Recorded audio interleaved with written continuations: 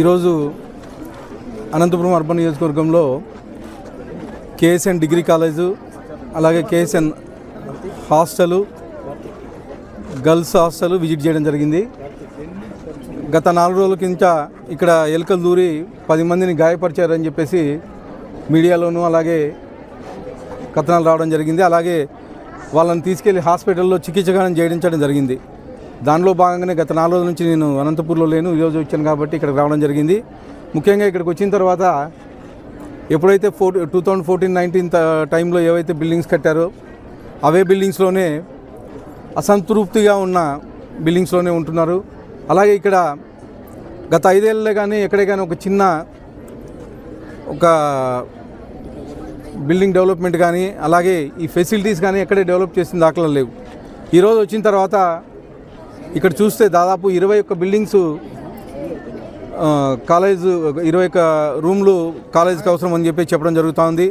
అలాగే ఏవైతే అసంతృప్తిగా ఉన్నాయో ఇక్కడ బిల్డింగ్లు, ముఖ్యంగా అమ్మాయిలు దాదాపు ఒక రూమ్లో 20 మంది ఉంటున్నాం మేము. ఇబ్బందిగా ఉంది మాకు. ఈ ఏవైతే అసంతృప్తిగా ఉండే బిల్డింగ్స్ కంప్లీట్ చేయమని చెప్పేసి కోరడం జరిగింది. దానిలో భాగంగానే మా విద్యాశాఖ మంత్రులు నారా లోకేష్ గారి దృష్టికి తీసుకెళ్ళి ఏవైతే ఇక్కడ సమస్యలు ఉన్నాయో వెంటనే పరిష్కారం చేస్తామని చెప్పేసి తెలియజేయడం జరుగుతుంది.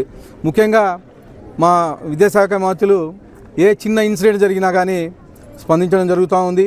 ఖచ్చితంగా అనంతపూర్లో ఏదైతే ఈ 4 రోజుల కింద ఇష్యూ జరిగిందో దాని మీద యాక్షన్ కానీ తీసుకుంటాం. ఎవరైతే బాధితులు ఉన్నారో వాళ్ళ మీద కఠిన చర్యలు తీసుకోవడం జరుగుతుంది. అలాగే స్టూడెంట్స్కి ఏమి ఇబ్బంది లేకోకుండా చేయడం జరుగుతుందని చెప్పేసి మీ ముఖంగా తెలియజేస్తా ఉన్నాను.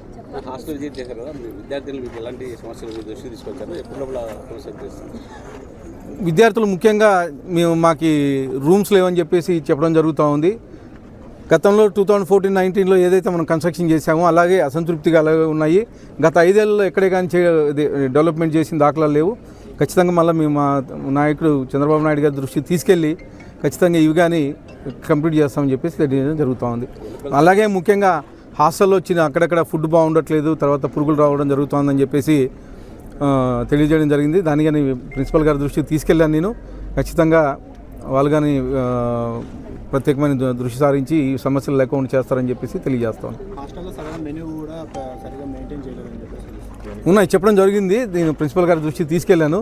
నేను కానీ షడన్ విజిట్స్ వచ్చే నెలలో కానీ ఇక్కడ షడన్ విజిట్స్ ఖచ్చితంగా నాట్ ఓన్లీ కేఎస్ఆర్ స్కూల్, ఎవరి వీక్ ఒక స్కూల్కి విజిట్ చేసి అక్కడ ఏం జరుగుతుందో అసలు విద్యా వ్యవస్థ ఏంటి, ఎందుకంటే మా లోకేష్ గారు చాలా కాన్సన్ట్రేట్ చేస్తూ ఉన్నారు. ఎందుకంటే ఫారెన్లో ఉండే విద్యని తీసుకొని డెవలప్ చేయాలని దీంట్లో ఉద్దేశంతో ఉన్నారు.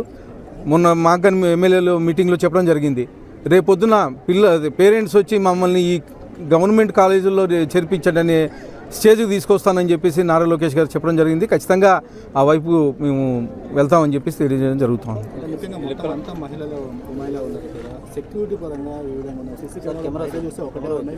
సెక్యూరిటీ పరంగా బాగుంది, కాకపోతే ఇటు సైడ్ ఒకటి కాంపౌండ్ వాల్ లేదని చెప్పేసి తెలియజేయడం జరిగింది. అది కానీ తొందరలోనే పూర్తి చేయడం జరుగుతుందని చెప్పేసి తెలియజేయడం జరుగుతుంది.